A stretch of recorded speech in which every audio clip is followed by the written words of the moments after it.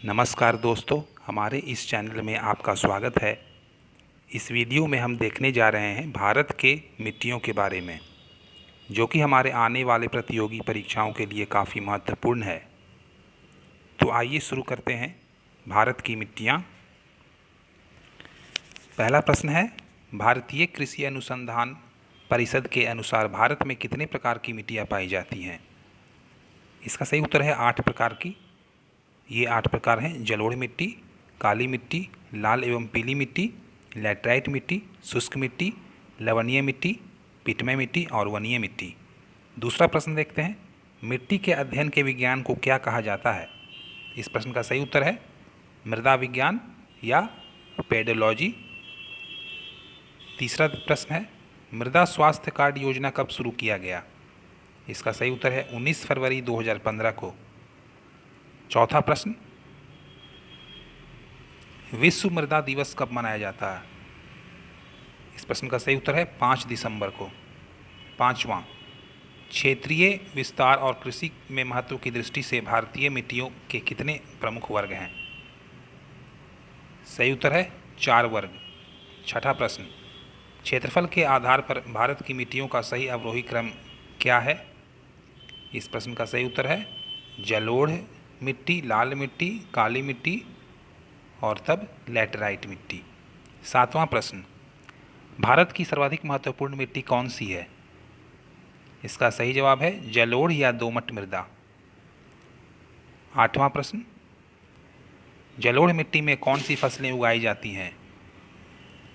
इस प्रश्न का सही उत्तर है धान, गेहूं, गन्ना, जूट, तिलहन, फल एवं सब्जियां। जलोढ़ मिट्टी में ये सारी फसलें उगाई जाती हैं। नौवां प्रश्न, भारत के सर्वाधिक क्षेत्र पर किस प्रकार की मिट्टी का विस्तार पाया जाता है? इस प्रश्न का सही उत्तर है जलोढ़ या दोमट मृदा। 10वां प्रश्न देखते हैं, तटीय मैदानों और उत्तर भारत के मैदानों में उत्कृष्ट मृदा कौन सी है? इसका सही उत्तर होगा जलोढ़ या दोमट मृदा। 11वां प्रश्न, नवीन जलोढ़ मिट्टी को अन्य किस नाम से जाना जाता है? इसका सही उत्तर है खादर मिट्टी। 12वां, पुरानी जलोढ़ मिट्टी को अन्य किस नाम से जाना जाता है? इसका सही उत्तर है बांगर मिट्टी। 13वां, जलोढ़ मिट्टी में जब बालू के कणों और चीका की मात्रा लगभग बराबर होती है तो उसे क्या नाम दिया जाता है? इसका सही उत्तर है दोमट मिट्टी। 14वां, जलोढ़ मिट्टी में किसकी मात्रा सबसे अधिक होती है? इसका सही उत्तर है पोटास। 15वां प्रश्न, गंगा के मैदानों की पुरानी कछारी मिट्टी क्या कहलाती है? इसका सही उत्तर है बांगर मिट्टी। 16वां, कौन सी मिट्टी प्रायद्वीपीय भारत में अधिकतम क्षेत्र पर विस्तृत है? इसका सही उत्तर है काली मृदा। 17वां, भारत में पाई जाने वाली कौन सी मिट्टी क्रेस्टोसियस युग में दरारी उद्भेदन से निक्षेपित पदार्थों से बनी है? इसका सही उत्तर है काली मिट्टी।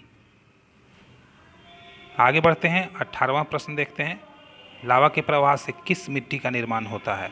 इसका सही उत्तर है काली मिट्टी का। लावा के प्रवाह से काली मिट्टी का निर्माण होता है।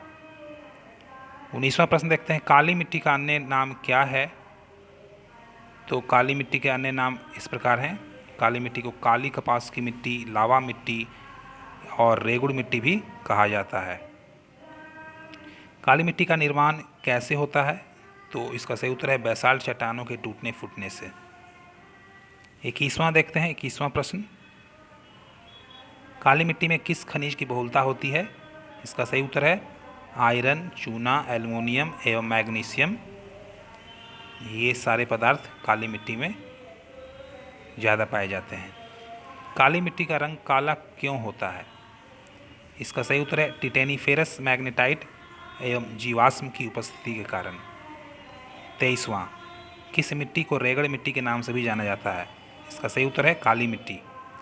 कपास की खेती के लिए कौन सी मिट्टी उपयुक्त होती है? तो इसका सही उत्तर है काली मिट्टी। लाल मिट्टी का निर्माण कैसे होता है? इसका सही उत्तर है रवेदार एवं कायांतरित सेलों के विघटन एवं वियोजन से। 26वां प्रश्न देखते हैं, लाल मिट्टी में किसकी बहुलता होती है? इसका सही उत्तर है सिलिका और आयरन। लाल मिट्टी में सिलिका और आयरन ज़्यादा पाया जाता है। लाल मिट्टी का रंग लाल क्यों होता है? इसका सही उत्तर है लौह ऑक्साइड की उपस्थिति के कारण। लौह ऑक्साइड होने के कारण लाल मिट्टी का रंग लाल रहता है। लाल मिट्टी में किन फसलों की खेती की जाती है? तो इसका सही उत्तर है कपास, गेहूँ, दालें और मोटी अनाज लाल मिट्टी में उपजाया जा सकता है।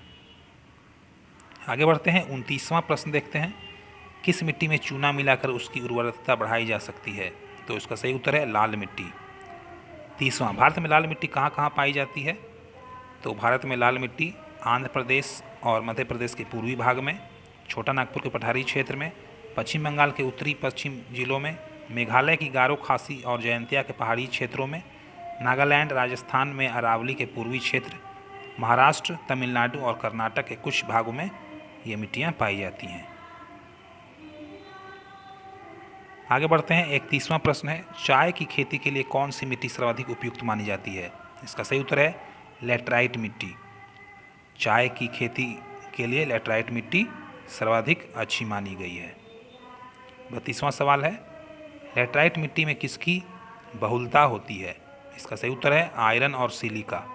लेटराइट मिट्टी में आयरन और सिलिका ज़्यादा पाया जाता है। 33वां प्रश्न देखेंगे, संपूर्ण भारत की सभी मिट्टियों में किस खनिज की कमी पाई जाती है? इसका सही उत्तर है नाइट्रोजन की। 34वां, नाइट्रोजन की कमी पूरा करने के लिए किस उर्वरक का प्रयोग किया जाता है? इसका सही उत्तर है यूरिया। इसमें 46% नाइट्रोजन पाया जाता है। 35वां प्रश्न देखेंगे, किस प्रकार की मिट्टी में कार्बन पदार्थ की अधिकता होती है? काली मिट्टी। काली मिट्टी में कार्बन पदार्थ की अधिकता होती है। 36वां प्रश्न, मृदा अपरदन कैसे रोका जा सकता है? वन रोपण से। मृदा अपरदन को वन यानी कि पेड़ों को लगाकर रोका जा सकता है। 37वां, धान की खेती के लिए सर्वाधिक आदर्श मिट्टी कौन सी है? अर्थात धान की खेती के लिए सबसे अच्छी मिट्टी किसे माना गया है? तो इसका सही उत्तर है जलोढ़ मिट्टी को। यानी 38वां प्रश्न देखेंगे, किस मिट्टी में लोहा और एल्यूमिनियम की ग्रंथियां पाई जाती हैं? तो इसका सही उत्तर है लैटराइट मिट्टी। 39वां प्रश्न, लैटराइट मिट्टी महत्वपूर्ण रूप से कहाँ पाई जाती है? तो इसका सही उत्तर है मालाबार तटीय क्षेत्र में। 40वां प्रश्न, तमिलनाडु के 2/3 क्षेत्र पर किस मिट्टी का विस्तार पाया जाता है? तो इसका उत्तर है लाल मिट्टी।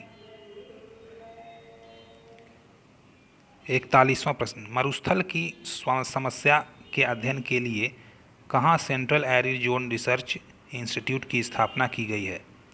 इसका सही उत्तर है जोधपुर में। राजस्थान के जोधपुर में central arid zone research institute की स्थापना की गई है, जो कि मरुस्थल की समस्याओं के अध्ययन के लिए है। 42वां प्रश्न, भारत में काली कपासी मिट्टी को किस स्थानीय नाम से जाना जाता है? तो इसका सही उत्तर है रेगुड़ मिट्टी के नाम से। 43वां, काली मिट्टी का विस्तार कहाँ तक पाया जाता है? भारत में काली मिट्टी का विस्तार गुजरात, मध्य प्रदेश और महाराष्ट्र तक पाया गया है। 44वां प्रश्न देखते हैं, किस प्रकार की मिट्टी के लिए न्यूनतम उर्वरक की आवश्यकता होती है? तो इसका सही उत्तर है जलोढ़ मिट्टी। 45वां, भारत का संपूर्ण उत्तरी मैदान किस प्रकार की मृदा से बना है? जलोढ़ मृदा। 46वां, कणों के आकार पर लैटराइट मिट्टी को कितने भागों में वर्गीकृत किया जाता है? तो कणों के आकार पर लैटराइट मिट्टी को 3 भागों में वर्गीकृत किया जाता है। पहला है भूजलीय लैटराइट, दूसरा गहरी लाल लैटराइट, तीसरा सफ़ेद लैटराइट। 47वां, गहरी लाल लैटराइट में किसकी बहुलता होती है? तो इस प्रश्न का सही उत्तर है आयरन ऑक्साइड और पोटास की। 48वां, सफ़ेद लैटराइट किस कारण से सफ़ेद होता है? इसका सही उत्तर है केओलिन के कारण। उस मृदा में केओलिन की मात्रा होती है जिसके कारण उसका रंग सफ़ेद हो जाता है। मृदा जिसमें रेत एवं घुलनशील लवणों की मात्रा अधिक होती है वो शुष्क मृदा कहलाती है। मरुस्थलीय 50वां, मरुस्थलीय मृदा का विस्तार भारत में कहाँ कहाँ है? तो इसका सही उत्तर है पश्चिमी राजस्थान, गुजरात, दक्षिणी पंजाब, हरियाणा तथा पश्चिमी उत्तर प्रदेश तक। 51वां प्रश्न देखते हैं।